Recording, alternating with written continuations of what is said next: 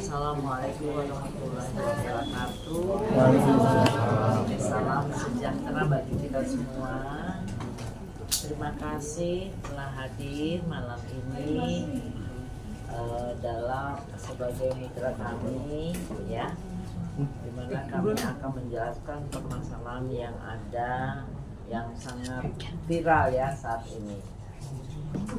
Saya ingin menjelaskan, tadi press release sudah kami sampaikan bahwa ini ada seorang yang berperan melebihi dari BPOM, ya, yang seorang yang tidak berwenang dan tidak punya kapasiti apapun untuk mereview skincare seseorang. Dan jika misalnya ada suatu skincare atau ada produk pengobatan atau produk apapun yang melanggar, itu bisa langsung lapor ke BPOM, di mana BPOM itu ada penyidiknya khusus yang akan diproses secara pidana. Jadi nggak usah jadi review sehingga ini menjadi mata pencarian. Dia mereview, padahal kan standarisasinya harus ada ya, labnya bagaimana, standarnya bagaimana, dan keahliannya bagaimana, itu kan ada prosedurnya BPOM. Itulah negara telah menunjuk BPOM itu untuk masalah obat-obatan dan segalanya, termasuk skincare, salah satunya skincare, tapi obat-obatan dan semuanya itu harus seluruhnya melalui BPOM, tambah lagi sekarang halal ya, halal nanti Oktober 2025 ini harus berjalan.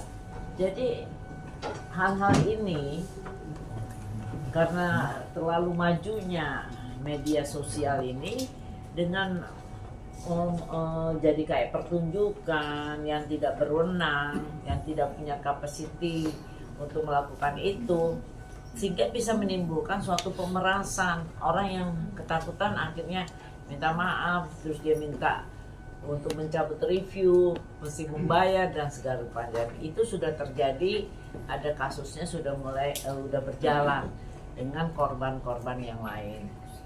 Nah, klien saya ini Ibu Sela Sauki ini dengan suaminya itu membuat produk skincare ini adalah korban dari yang mengaku doktif ini, ya. Tentunya kalian tahu siapa sih doktif ini? Dia siapa? Emang dia punya izin dari pemerintah bahwa dia boleh mereview? Kalau dia mengetahui itu adanya kejahatan, dia bisa lapor ke BPOM. BPOM adalah satu-satunya instansi pemerintah yang berwenang dan berkewajiban mengatur tentang pengobatan dan salah satunya skincare. Nah, orang ini tidak ada kewajiban, tidak ada kewenangannya dan tidak boleh melakukan hal itu sehingga menimbulkan fitnah. Saya ingin menjelaskan, tentunya standar dari BPOM itu melihat konten-konten dari suatu produk itu dengan prosedur yang benar dan tidak sekali jadi izin itu keluar, kontennya berapa, dan itu produk-produknya itu terus diteliti. Ada labnya juga khusus, nggak bisa sembarangan lab. Nah, ini orang siapa ya?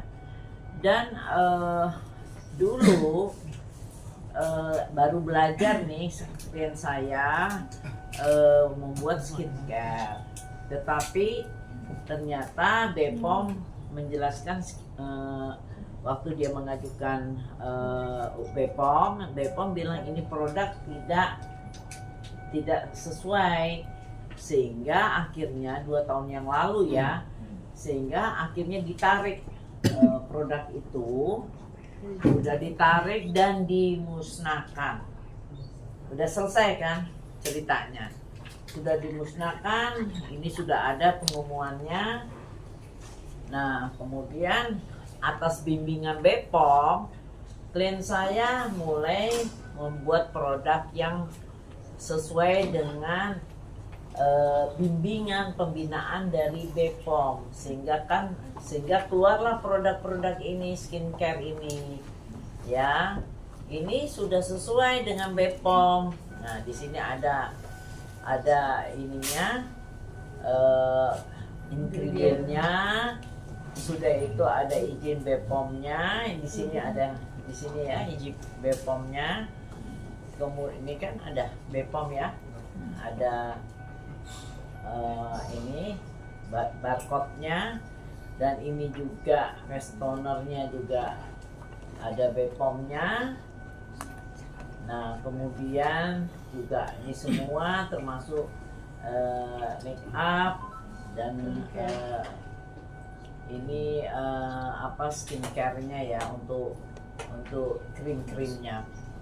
Nah, ini sudah resmi, tetapi Doktif ini telah melakukan manipulatif, yaitu kita nggak tahu, dia seolah-olah melakukan review seolah-olah itu produknya SS, produknya klien kami.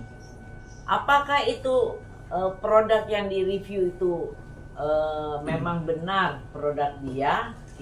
Kita nggak tahu. Yang ada BPOM-nya, apakah itu produk orang lain yang sudah rusak, atau juga produk klien kami yang lama yang udah dimusnahkan, mungkin ada yang kececer yang belum musnah. Jadi kan kita nggak tahu, itu kan nggak boleh. Dan yang paling parah, telah menyiarkan data pribadi dari klien kami. Dan itu langsung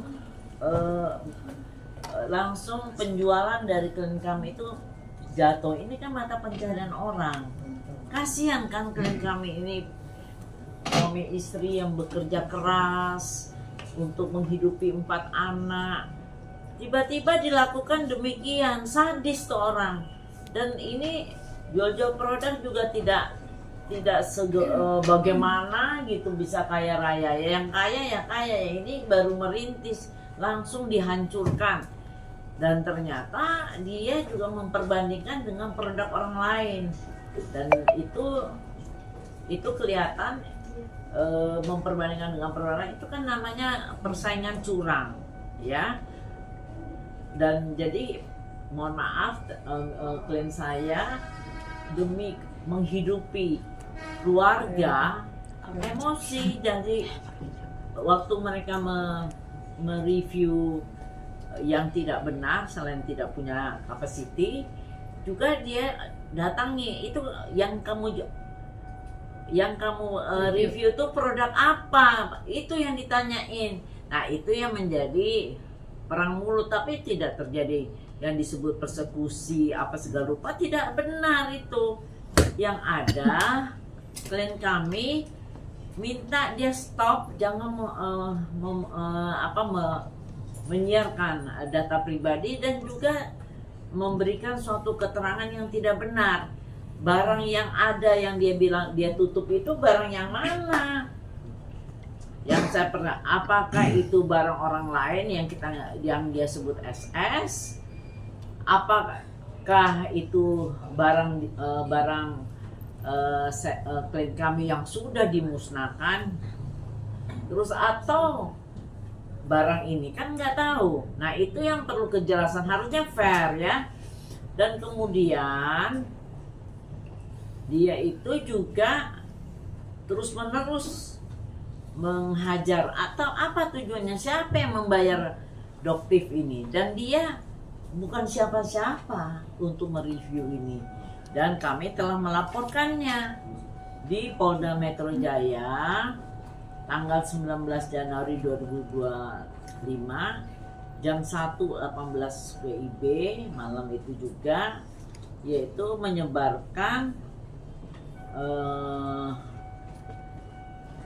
terkait menyebarkan kejahatan terkait perlindungan data pribadi Undang-Undang Nomor 27 Tahun 2022 tentang perlindungan data pribadi sebagaimana dimaksud dalam pasal 67 dan atau pasal 48 junto pasal 32 Undang-Undang RI Nomor 1 Tahun 2024 dengan perubahannya Undang-Undang Nomor 11 Tahun 2008 tentang ITE yang terjadi di akunnya yang disebut pemilik akun TikTok dokter detektif. Ini gak lucu ya. Ini bukan permainan yang lucu. Ini permainan yang kriminal, yang jahat, yang merusak mata pencaharian orang lain.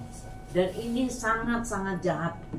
Dan mereka ternyata melakukan pemerasan kepada pemilik skincare, di mana dia berpegang pada pemilik skincare yang mana kita tidak tahu. Jadi karena itu ini harus ditumpas. Jadi jangan nggak lucu ini mematikan mata pencaharian orang lain.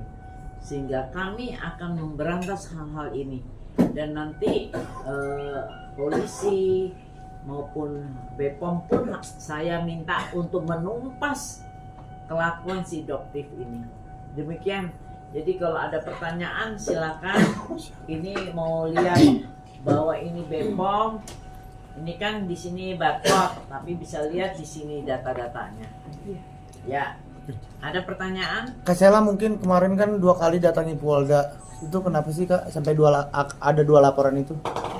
Sampai adanya 2 laporan. Adanya laporan itu sebelumnya, Assalamualaikum warahmatullahi wabarakatuh. Terima kasih teman-teman media udah datang, semoga kita semua dalam keadaan sehat, amin. Jadi kemarin waktu kita ke Polda khususnya untuk melaporkan kasusnya Doktif ini ya, karena saya memang sangat dirugikan. Yang kedua, temannya juga di seputaran ini aja yang nggak bisa kita sebutkan namanya. Semuanya kita tidak sebutkan namanya. Satu Doktif, yang satu temannya. Itu aja. Kak Sela boleh tahu statement apa yang dari Doktif yang bikin Kak Sela merasa dirugikan? Yang sangat merasa dirugikan yang berkali-kali ya, karena Doktif ini menurut aku sekarang itu udah di titik tidak wajar ya. Awalnya itu dia menyerangnya itu bukan hanya dari sisi skincare aja, dari personal, dari travel udah, skincare udah, terus sekarang beralih ke fashion. Dari segala sisi dia udah menyerang. Menurut aku ini sudah nggak wajar lagi ya, karena mungkin teman-teman media nggak tahu kalau dulunya saya menghubungi dia duluan untuk meminta maaf. Untuk tabayun kalau saya ada banyak salah, saya minta maaf sebesar-besarnya. Pokoknya kita komunikasi terus. Pokoknya apa yang Doktif minta itu saya lakukan. Katanya jangan jual barang ini, jangan saya jual, jangan jual ini, jangan ini. Bahkan untuk meminta maaf klarifikasi ke media, saya minta pendapat dia juga. Saya minta, Dok, gimana kalau saya melakukan klarifikasi permintaan maaf? Dia bilang, jangan dulu, ini lagi panas. Oke, saya nggak lakukan. Tiba-tiba disuruhnya, Sela kamu sekarang naik ya, minta maaf. Jadi hidup saya ini selama ini tuh disetirin. Mungkin teman-teman media nggak tahu, disetirin. Jadi aku nurut terus nih, apa permintaan dia nurut. Jadi aku perbaiki semuanya, apa yang salah, mungkin ada ini yang salah, oh perbaiki, ini ada yang salah. Bahkan sampai di etalase saya ya, di etalase saya misalnya ini serum begini, saya tampilkan hasil uji labnya. Jadi saya udah berbenah sampai di titik berbenah, apa yang salah semua saya perbaiki. Jadi kalau terus-terusan diserang, saya juga bingung gitu loh. Bingung, ini saya harus bagaimana lagi ya gitu. Saya udah menjilat dia juga udah baik, udah semua udah saya lakukan gitu, tapi lama-lama ini arahnya udah kemana-mana ini gitu. Iya, sampai ke dunia baju muslim aja saya dihajar sama dia gitu. Jadi dari segala sisi, makanya terjadinya ini. Sebelumnya saya minta maaf juga karena kemarin sempat terjadi keributan, huru-hara yang bikin masyarakat, oh kenapa begini, itu udah di titik yang kayak aduh ini apa sih, dan saya penasaran juga karena yang dia review itu Nggak saya jelas. merasa itu bukan produk saya, yang apalagi warnanya masih bening banget. Kalau namanya hidroquinone, kalau misalnya udah bertahun, apalagi hampir 2 tahun, itu menghitam. Bulannya juga hitam. 4 bulan aja udah menghitam. Tapi saya lihat pas dia review itu masih putih bersih bening. Jadi saya penasaran itu dapat produknya dari mana.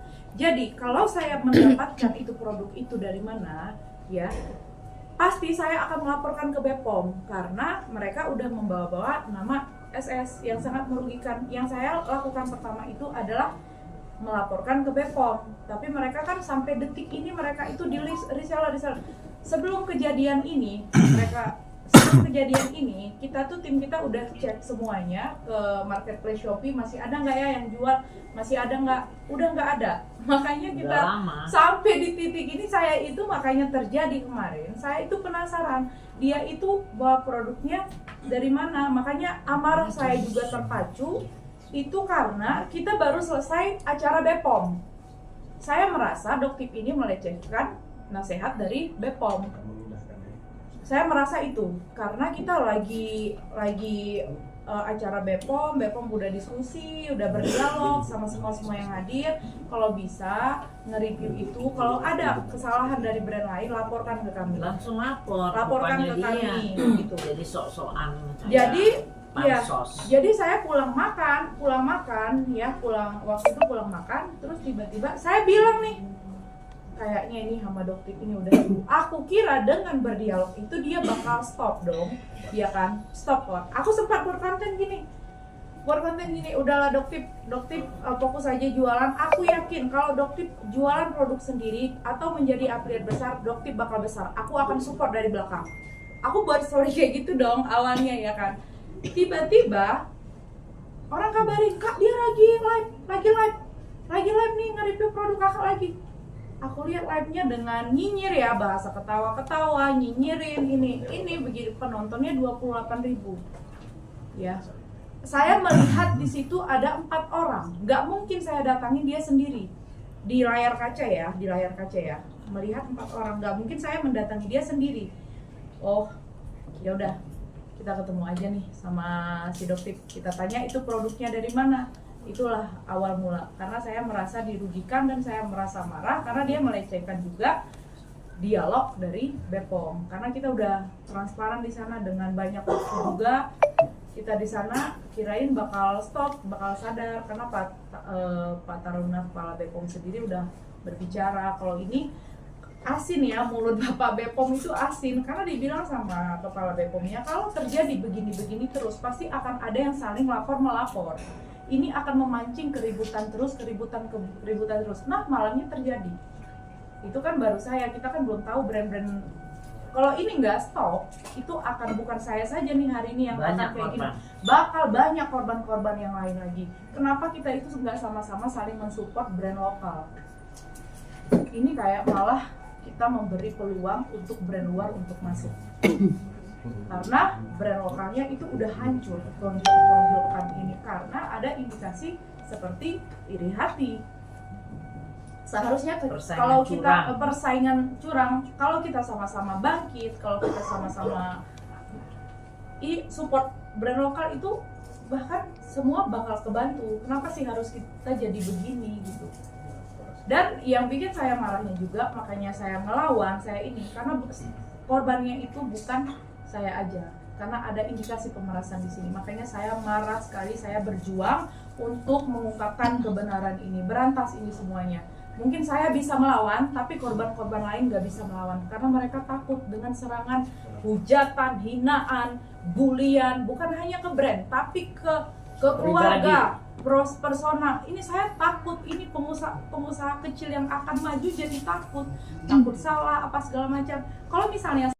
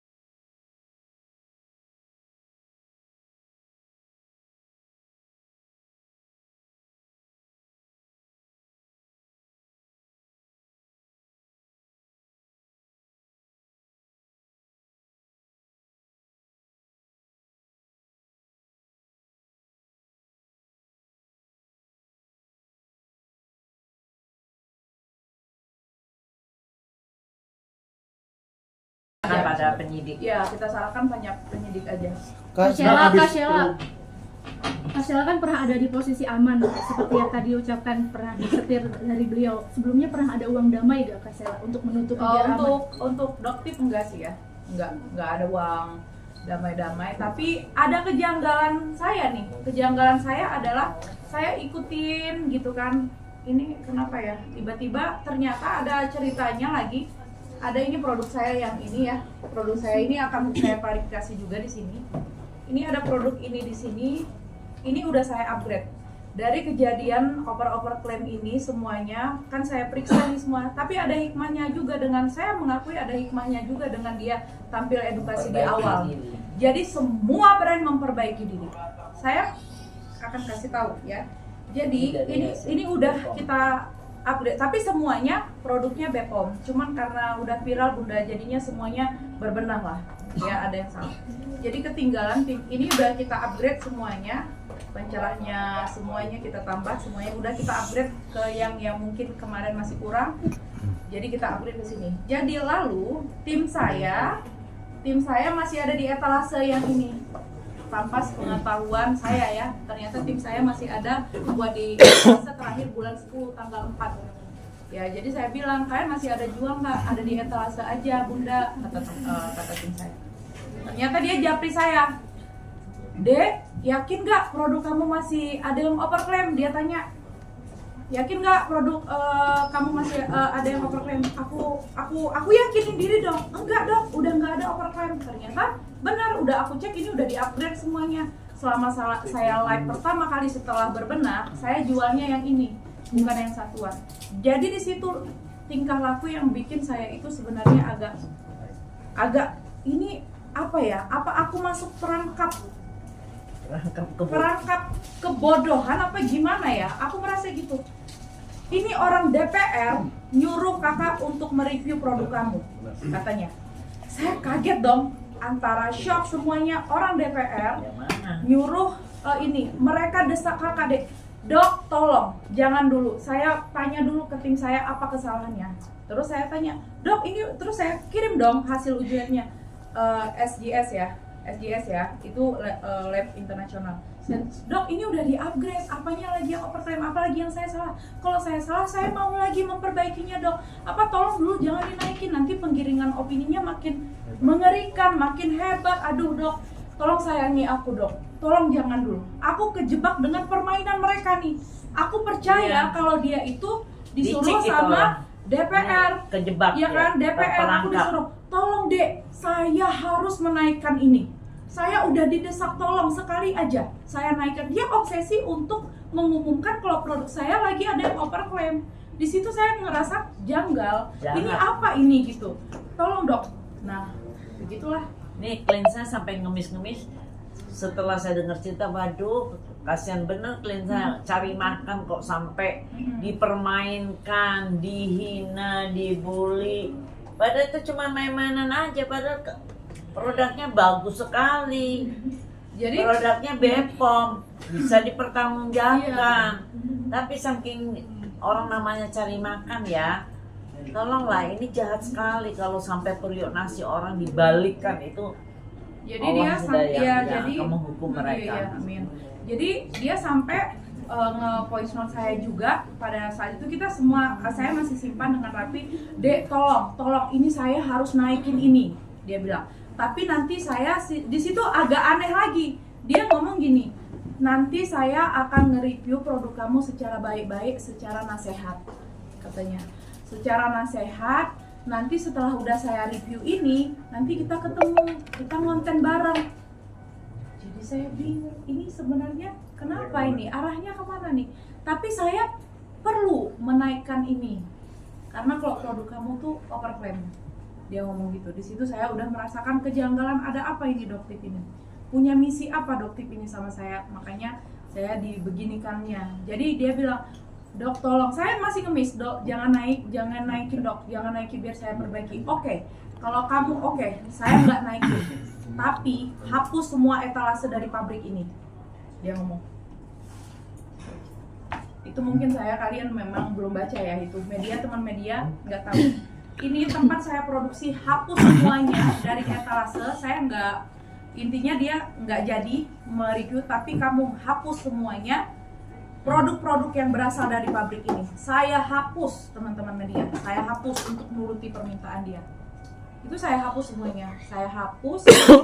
Jangan ada lagi, biar adem ayam aja, jangan ada keributan. Sampai saya itu udah di titik itu, teman-teman media.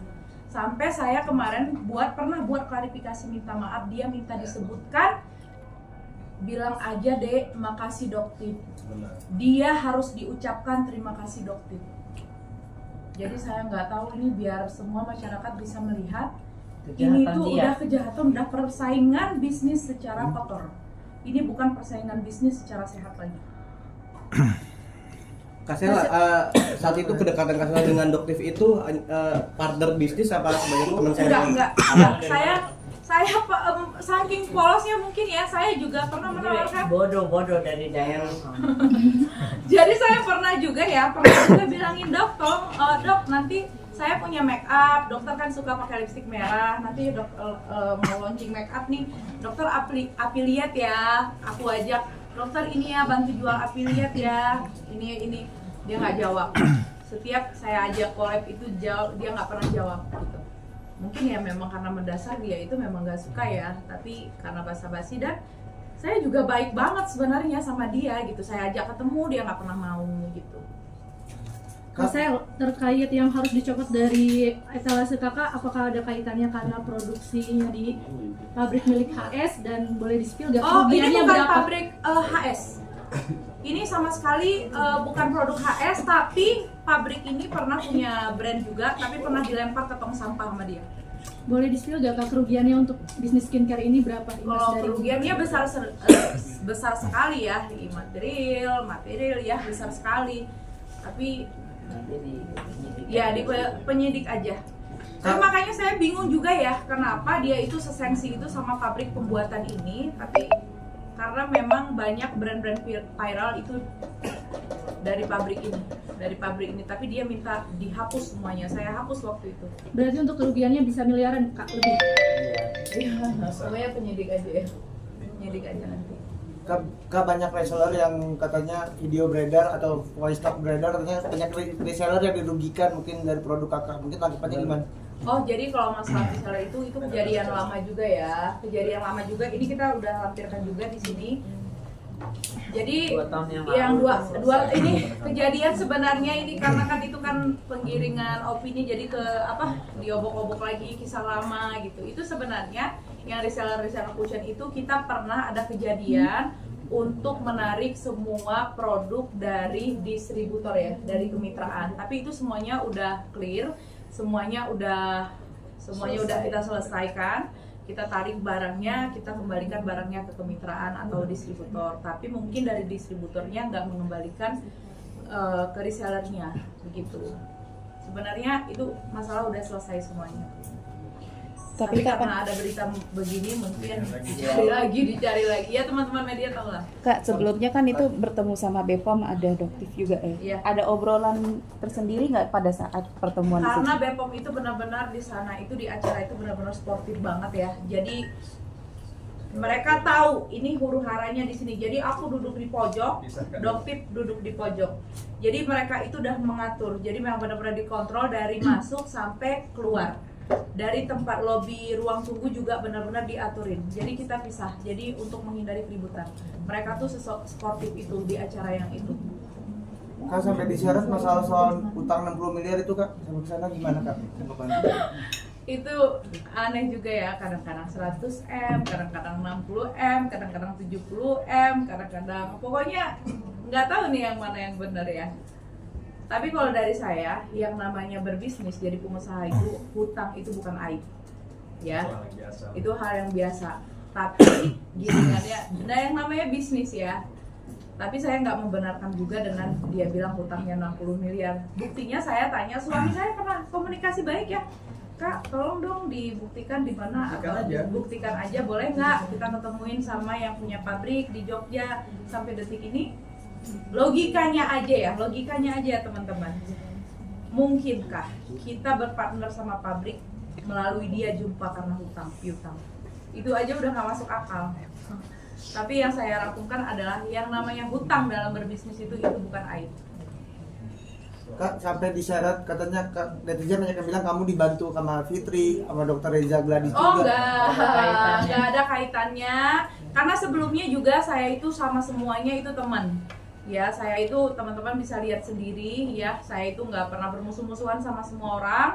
Ya, jadi saya semua baik, sama kanan baik, kiri baik, ini semua baik. Tapi dari kejadian oper-oper klaim kemarin rame-rame skincare, memang kita itu memang rasanya semua brand owner itu kayak lagi melindungi dirinya sendiri, takut komunikasi sama ini, takut komunikasi sama sana gitu. Jadi kita memang banyak yang lost kontak dari kejadian yang kemarin. Tapi kan Nikmir Mas makin gangguin kamu nih, gimana mungkin tanggapannya? Nggak apa-apa, nggak apa-apa. Itu hak dia. Hak dia. Ya, silakan aja. Bang Fitra, akhirnya kemarin statement Bang Fitra sampai viral karena di-spill pihak sebelah yang soal bawa-bawa senjata, soal menyinggung senjata tajam itu gimana Bang? Karena Baik. emosi kah? Itu betul. Itu sebenarnya itu salah sih, tapi dia sekarang penggiringannya bawa nama Kalimantan apa soal jam dari mana? Saya ngomong seperti itu. Saya cuma di sana menanyakan kepada si dokter, saya bilang ini nggak usah terlalu melebar sekali. Saya bilang kamu cukup jawab, kamu dapat produk dari mana? Bantu kami dong.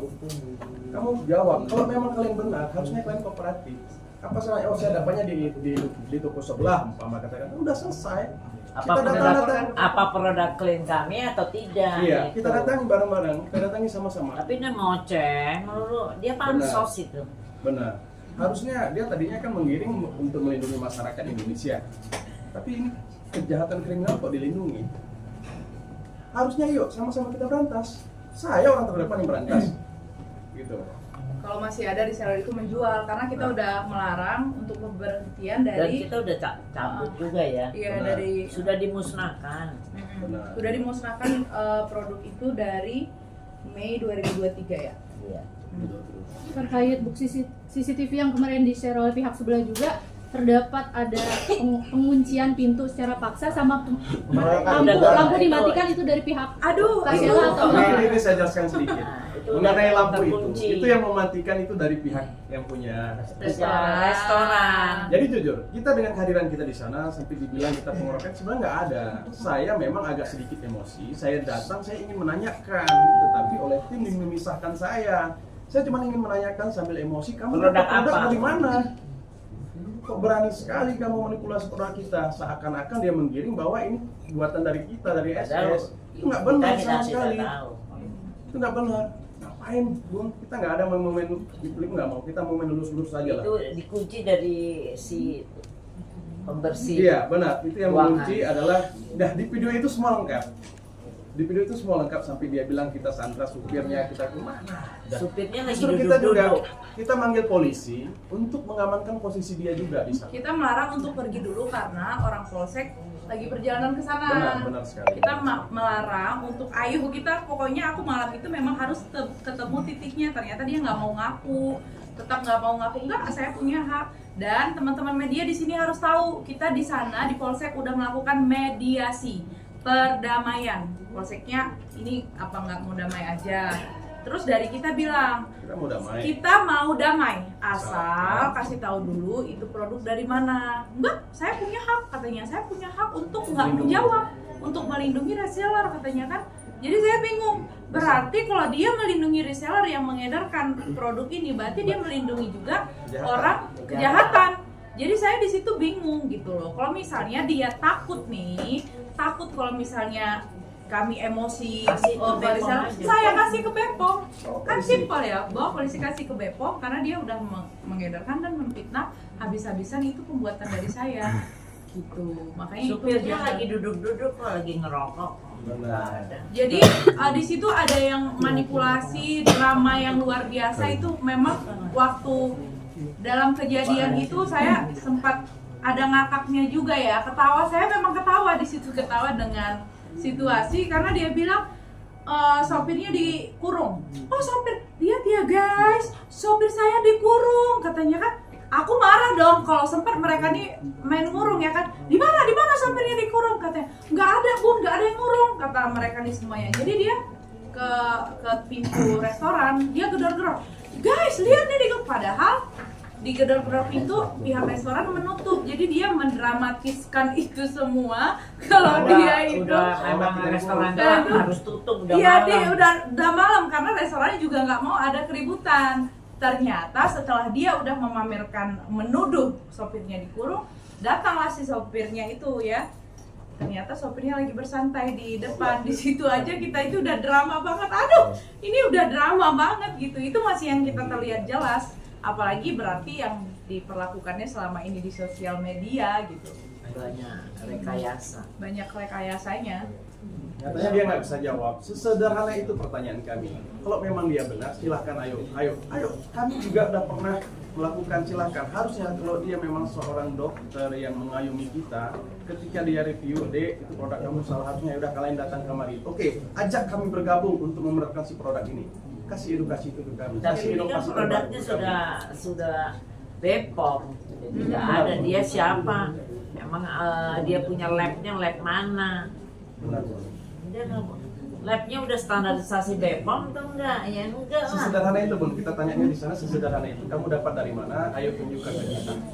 Jadi Kita berangkat penggiringan, bareng-bareng. jadi yang bikin mengerikan itu adalah penggiringan yang approve doktif. Jadi semua masyarakat kalau misalnya nggak approve doktif malah takut. Jadi BPOM juga udah didahului gitu loh. Jadi BPOM-nya Makanya- apa ini? Iya makanya approve doktif. Oh approve gitu. Jadi kalau misalnya nggak approve doktif berarti nggak bisa gitu. Jadi di situ juga udah ngejanggal ya. Kalau misalnya manusia yang di tengah-tengah nggak usah ngebela aku, nggak usah ngebela doktifnya. Jadi ngelihat dari sisi tengah-tengah nih, sisi tegak lurusnya gitu. Karena dia juga berjualan ya. Kecuali dia memang nggak jualan. Awal-awal kan dia nggak jualan. Tapi sekarang dia jualan. Tapi jualan malah lebih rajin jualannya. Jadi dia mau jadi BPOM liar. Dia kan BPOM liar. Oke, oke.